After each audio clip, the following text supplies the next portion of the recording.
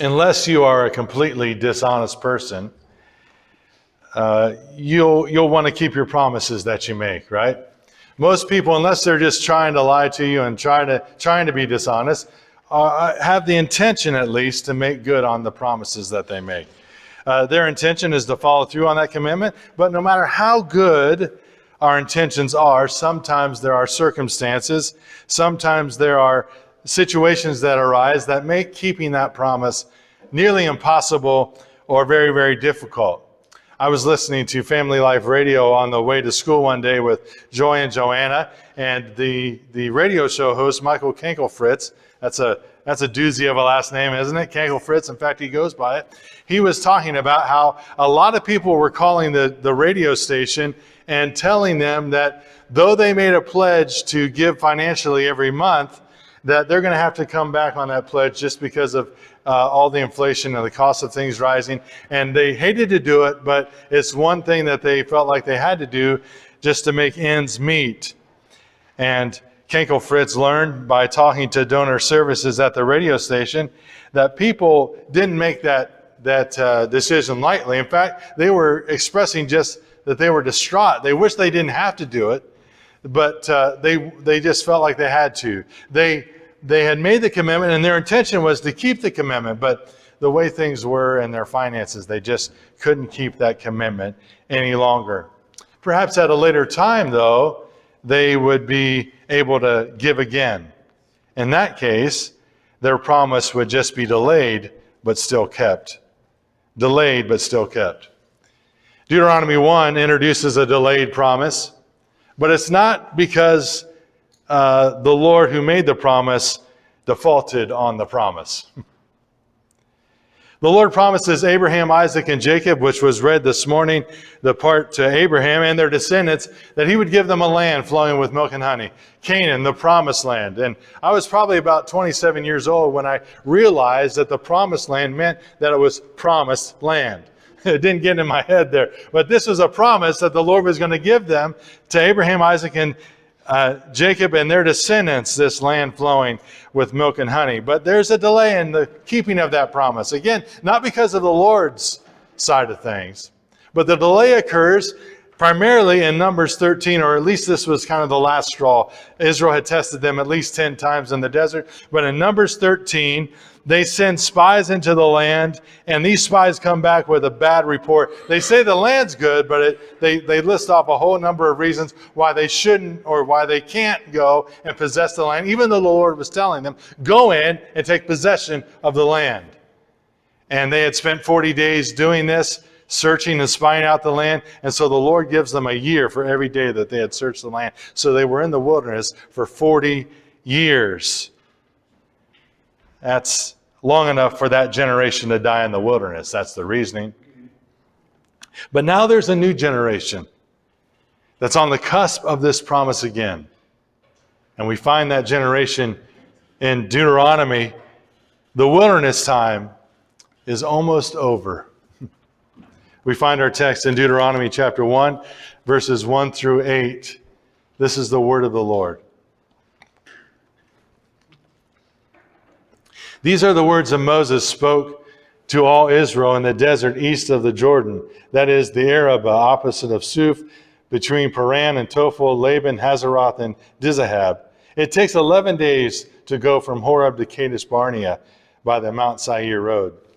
In the 40th year, on the first day of the 11th month, Moses proclaimed to the Israelites all that the Lord commanded him concerning them.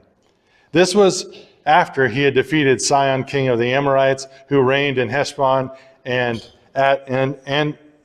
Edrei, whatever that city is, sorry, I have my own hard words to pronounce really, had defeated Og, king of Bashan, who reigned in Ashtaroth. East of the Jordan in the territory of Moab, Moses began to expound this law, saying this: The Lord our God said to us at Horeb, which is also Sinai, you have stayed long enough at this mountain. Break camp and advance into the hill country of the Amorites. Go to all the neighboring peoples in the Arabah, in the mountains, in the western foothills, in the Negev, all along the coast, to the land of Canaan, of the Canaanites, and to Lebanon, as far as the great river, the river Euphrates. See, I have given you this land. Go in and take possession of the land that the Lord swore he would give to your fathers, to Abraham, to Isaac, and Jacob, and to their descendants after them. The word of the Lord.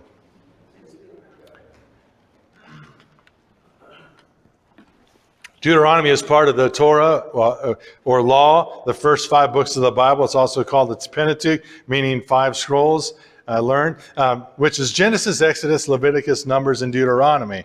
And just to give you a brief synopsis, those of you in the Wednesday night Bible study are like, okay, I already know about all this because we read through all of it, right? But Genesis is a book of beginnings and new beginnings. It includes the beginnings, like God's creation of the heavens and the earth and everything in it.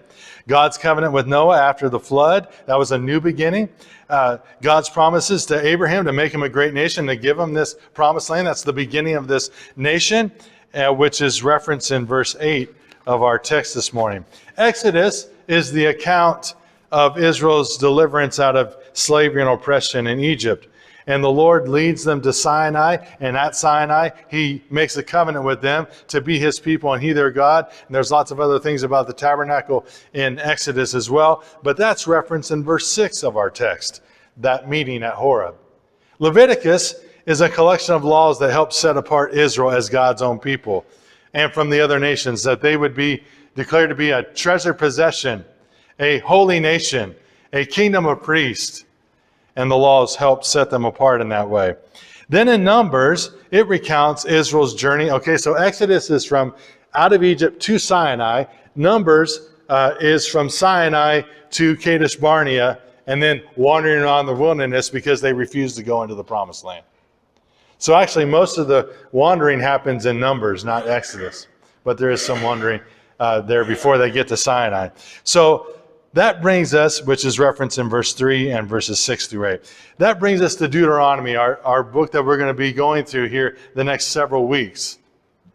Chapters 1 through 16 at least. Deuteronomy, verse 1, the contemporary English version puts it, this book, Deuteronomy, contains the speeches that Moses made while Israel was in the land of Moab. So what this book is about is Moses is preparing the people to enter the promised land. This new generation, the children of those who were forbidden to go in, now they have grown up, if you will, and they're the ones who are going to enter this land. And Moses is going to expound the law for them to prepare them to go into this promised land. They are on the cusp of inheriting the land and of this promise. They're back there at that point where the promised land is going to be given. In fact, Edward Wood says Deuteronomy has been aptly described as the book on the boundary, which addresses the possibilities of life beyond the Jordan and applies the law to the settled life in Canaan. And Moses is going to call them to acknowledge Yahweh's supremacy and to keep the law. Look in verse 3. I want you to see this timestamp. It says that this book is the beginning. Moses is giving all these speeches in the 40th year of their wandering in the wilderness on the first day of the 11th month. Okay? So their wilderness time is almost over. That's part of what Deuteronomy is announcing. And that is good news. The time in the wilderness is almost over. Make no mistake, it's been a long 40 years in the wilderness. But even then, as many point out, the Lord's present with them, guides them, protects them, provides for their every need. But listen, the wilderness is not the promised land. The wilderness is not the promised land. The wilderness is not what they were promised. The wilderness is the desert land that they are sentenced to due to their unbelief and due to the Lord's displeasure with that generation. But now, Deuteronomy announces that promise of land is right there on the horizon. That promise delayed is about to be realized. And this promise and this hope stand on the Lord's steadfast covenant love for his people, which is the basis of the covenant that is mentioned there when it talks about how they had been spoken to by the Lord at Horeb or Mount Sinai in verse 6. The basis of that covenant was the Lord's steadfast love. His love that never fails. His love that is faithful. That's the basis of his covenant and the basis of this promise. That's the only reason that this promise still stands, is because of the Lord's faithfulness. Dr. Verghese, one of my teachers, says it this way, says this of the Lord's steadfast love. God's covenant commitment and faithfulness to his people is the primary idea that's being communicated by this word steadfast love. He remains faithful, loving, forgiving, trustworthy, merciful, gracious in the midst of the total absence of these qualities among his people. So when we speak of God's steadfast love, we are speaking about his abounding grace that never fails. I told you we wouldn't be done with God's grace. It's everywhere, right? That's what it is. And his care for Israel in the wilderness is evidence of that. His care for Israel by providing the manna and the water and the guidance by day and by night and the protection and the Sabbath, all that is evidence of his steadfast love. This is also revealed, his steadfast love, this covenant kind of love, is also revealed after the golden calf incident. The Lord writes the words of the covenant on a second pair of stone tablets because Moses was furious and threw down the first ones, remember, and they were broken. And the Lord gave them the tablets again, and he told them, I'm going to pass by you. And what does he reveal about himself? This is what the Lord says about himself. The Lord, a God merciful and gracious, slow to anger and abounding in steadfast love and faithfulness. And everyone, not just the nation of Israel, not just this new generation that are on the cusp of this promised land, but everyone needs that kind of hope on the horizon of their life. Everyone needs that kind of hope on the horizon because there are going to be wilderness times in our lives. Some of them of our own doing, like Israel, that was their own doing. That was on the basis of their unbelief. They refused to go in. But also there are wilderness times in our lives that just happen because that's part of life. That's part of the heartbreak of life, the heartache and pain and brokenness of life. There are going to be wilderness times, and we all need, you and I need hope on the horizon. Everyone does. And thanks be to God, since God is the God of beginnings and new beginnings, and since the Lord is merciful and gracious, there is hope on the horizon. There is hope because of who he is. I thought of the song Brighter Days. Maybe you've heard it on the radio. It's by an artist called Blessing Offer, and I couldn't figure out if that was his real name or his musical name, but the song Brighter Days came to mind. Maybe you've heard it.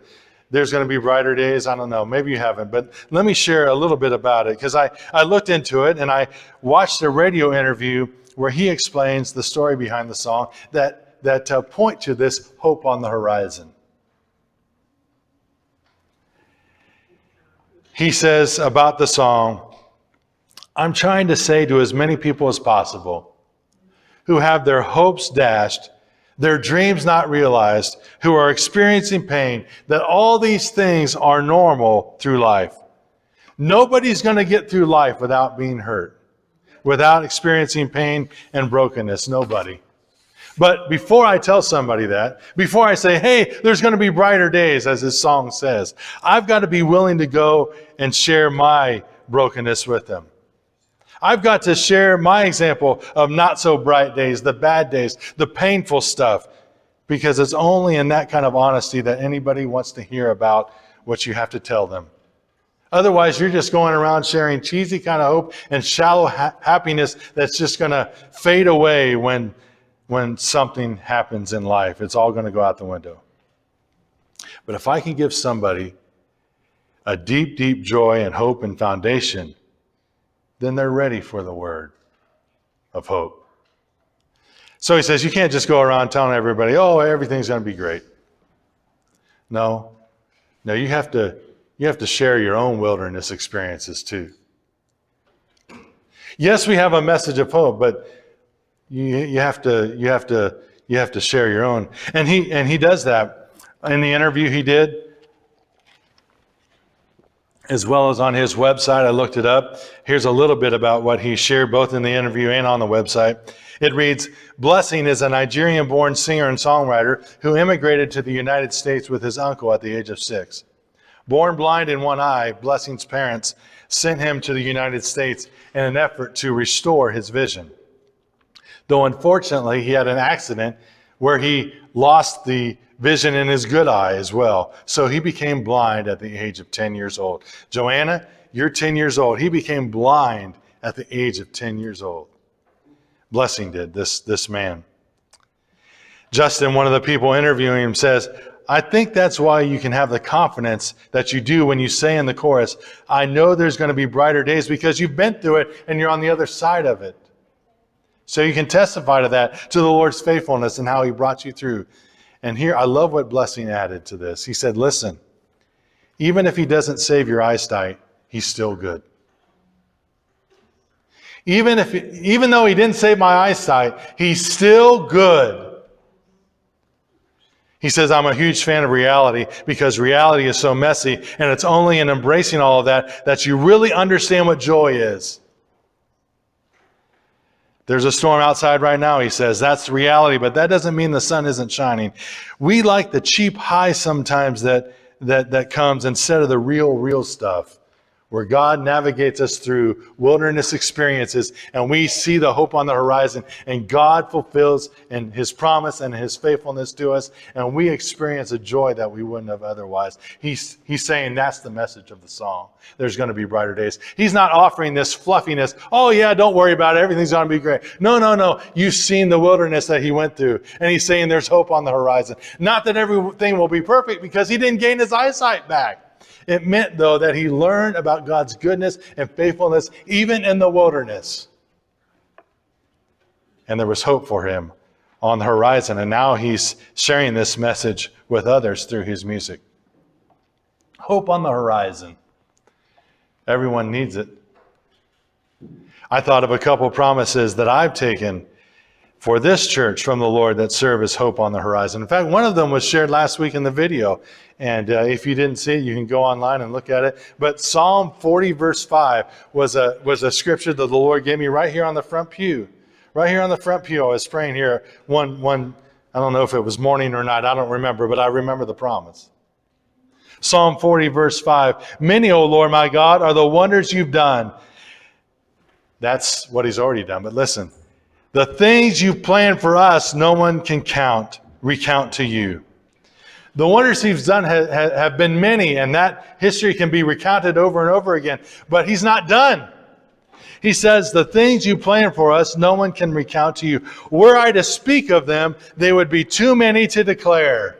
Thanks be to God. That means that God still has good things planned for us, for you and I, for this church, for his church. Another promise I've been holding on to is today is the day of salvation. Now is the acceptable time. And I was thinking about that. Well, if I really believe that, shouldn't I be acting on that promise? So I've put together a discipleship plan for new believers that will come to faith based on Jesus' invitation. Come to me, Jesus says, follow me and learn from me. I've put together a discipleship plan for new believers, believing that this promise is going to be true, and there's already been first fruits of that promise. Thanks be to God. Deuteronomy announces brighter days ahead for Israel in our text, that there's hope on the horizon for them. Moses recalls in our text today a former time in the beginning of his speech and sermon, but they are also words that announce the promise still stands for Israel right then and there. That this promise of land to Abraham, Isaac, and Jacob included to his descendants, which is them. Which is them. The promise is for them. It still stands. In fact, notice, speaking of first fruits, notice that in verse 4, some of the first fruits have already come in. Verse 4 refers to the victories already won over King Sihon of the Amorites and King Og of Bashan. That's part of the inherited land. That's part of the promised land. The tribes of Reuben, Gad, and the half-tribe of Manasseh, that's their inheritance. It's already been given. It's already been won. It's the first fruits to say this rest of the land is also going to be given. The Lord will fight for you. This land is promised. That means the Lord is going to be faithful to keep his promise. Notice the expansive land is depicted in verses 6 through 7. And the Lord's statement in verse 8, look at it. See, I have given you this land. It is the promised land. It's the promise of the land. I have given you this land. That is a word not only for then, back when they initially were at Kadesh-Barnea, but for right now as well. Right now. The promise first given to Abraham is now reiterated after a time of delay to his descendants on the cusp of the fulfillment of this promise. And this isn't just Moses saying this. This isn't Moses saying this. Moses is only sharing with them what the Lord has spoken to them. Did you notice verse 6? God spoke to us at Horeb. It was God who was saying this. Moses shares with the people the words the Lord commands him to. So this, what we find in Deuteronomy, isn't his motivational speech for the people. This isn't some kind of inspirational pep talk for the people. No, this is preparation for the promise to be fulfilled. This is what the Lord has already told them. This is being reiterated and reapplied to their new situation. They're on the cusp of the promised land. And he's saying, this is what the Lord is speaking to you. Verse 6 says, the Lord spoke to them at Horeb and Sinai, and this is part of what sets God apart from the idols of the nations, who are deaf, mute, and dumb. God is a speaking God. And listen, this is the phrase I believe the Lord gave me. God speaks in promises. God speaks in promises. And he's given them one right here. He's reiterating it. Walter Brueggemann says, there's no more powerful concept in the Old Testament than Yahweh's word. In Genesis, his word calls forth creation. In both Exodus 20 and Deuteronomy 5, which we'll look at here later on, the 10 commandments of Yahweh are given and outline their ethical and religious order for which Israel is to live. So he says the words of Yahweh are literally Israel's life. And part of those words to Israel spoken to them are the words of promise. The promised land in our text today. And it is a promise that the Lord will keep. And if they needed any further verification of this, if they needed any more assurance of this, notice in verses 9 through 11, which I didn't read, but if you look there in verses 9 through 11, there is another promise of the Lord recalled, one that's already been kept, one that's already been fulfilled, also spoken to Abraham, which was read this morning. The Lord promised to make Abraham's descendants as numerous as the stars in the sky. And it says that that's exactly what's happened. He says, you're too numerous for me. The Lord has multiplied you and increased you. And he goes on to say, may the Lord do that 1,000-fold, give you that blessing even further. That's already been fulfilled. It's a promise kept. It's encouragement for this promise that they're on the cusp of. Genesis 15:6 says of Abraham, and it's also an invitation to this new generation here at the boundary of the promised land. It's an invitation to them to respond in the same way. Abraham believed the Lord, and the Lord reckoned it to him as righteousness. He believed God. He trusted the Lord that this would actually happen, even though he was as good as dead. Even though he didn't have any children yet. Even though he was just taken to that land and he didn't even know where he was going. He believed God, and it was credited to him as righteousness. In other words, the boundary between the wilderness and the promised land is a boundary between unbelief and trust. And trust includes obedience. You know, Abraham went. The Lord told Abraham, go, I'll show you where I'm going to take you. And he didn't know, but he went. He not only believed God, but he went and trusted the promise. Israel could have entered the land a long time ago, decades ago. But now they're at that point again. And they're called to trust the Lord and obey him, just as their descendant Abraham did. That's what's needed now in these moments. And it's part of the hope on the horizon for them. I thought about this. Sometimes the promise of the Lord is delayed because we refuse to believe God's promises. That's what happened at Kadesh-Barnea, right? They refused to go in. They didn't believe that God was going to give them the land. That's what happens sometimes when it comes to God's promises. Not that we refuse to believe that there's a God or in God, but we refuse to trust him. I saw a video that helps illustrate that this week or last week, I can't remember. There was a professor and he had a cup of water, and he asked the students, how much does this cup weigh with the water in it? And there was several different answers to that question. It was a bigger cup, a glass cup, and had a little bit more water, but he asked, how much water do you think is in here? How much does it weigh, do you think? And there were a number of different answers to that question in terms of ounces, and he let the students give their particular answer. And then he told them, you know what, it actually doesn't matter how much the cup weighs. Because it doesn't weigh that much, right? I can pick it up and hold it here and drink from it. But the longer you hold it, it will feel like it's getting heavier. The longer you hold it, your arm is going to start getting tired. Your hand's going to start getting tired. And if you were to try to hold this the whole day, your arm's going to be incapacitated. You have to put the cup down. You have to put it down. Here's how they related it. That's what we try to do with our worries, troubles, and cares. We try to carry them ourselves. And it doesn't feel very heavy at the beginning. Boy, this is easy. I got this. I can do this, right? But the longer we try to hold on to it, the longer we worry, the longer we don't trust the Lord with it, the heavier and heavier it gets, and it becomes a burden, almost crushing us, and we find ourselves in the wilderness. Because we're trying to carry it ourselves. If the musicians would come forward this morning during this time of response, perhaps you would want to relinquish some of those worries and cares to the Lord in prayer. And promises are part of the hope that help us do that. In fact, this morning I've given you on your handout, Liz and Myrna kidded me. They said, no one's going to miss this, okay, because it's so bright green. On the sheet here a couple of weeks ago, I encouraged you to take a promise with you. And I've given you that list of promises again that I hope that'll be helpful to you. But this week I would invite you to do something else as well.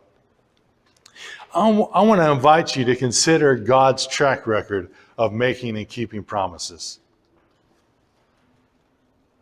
This is a list of promises that might address your situation, but I would invite you to consider God's track record in making and keeping promises. You see, God just doesn't make promises. He actually keeps them.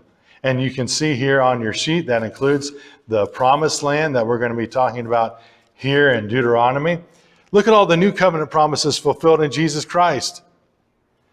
And that's just some of them. Look at all the messianic promises. There was too many to enumerate, but he fulfills them all. And it's through Jesus Christ that God speaks to us, just as he did at Horeb. Listen to what Hebrews 1:1 says. In the past, God spoke to our forefathers through the prophets at many times and in various ways. But in these last days, he has spoken to us by his Son, whom he appointed heir of all things, and through whom he made the universe. God speaks to us in Jesus Christ, the revelation of Jesus Christ. There's some other things there that you can look at. That's just a beginning list of ways to track God's track record of faithfulness. Here's why I bring it up. Because when you're in the wilderness, you're going to need promises to give you hope for the horizon, the days ahead. Perhaps this morning you're in a wilderness of your own making. You've refused to listen to the Lord. Perhaps you're not walking with him. The good news is, God is a God of new beginnings. Beginnings of new beginnings. He's the God who is merciful and gracious, and he invites you to receive his forgiveness and love, and to receive this new beginning, to walk with him. I would invite us to stand to sing this song together. It is a song of promises. It's a song of affirmations of what God has done for us and who God is. It's a way of embracing his promise. It's a way of saying, yes, I believe in your faithfulness. I not only believe in you, God, but I believe you. I believe what you're saying. I think there was a women's Bible study that helped make that distinction. That was good. Not only believing in God, but believing God. I invite you to stand. Let's do that together as we sing.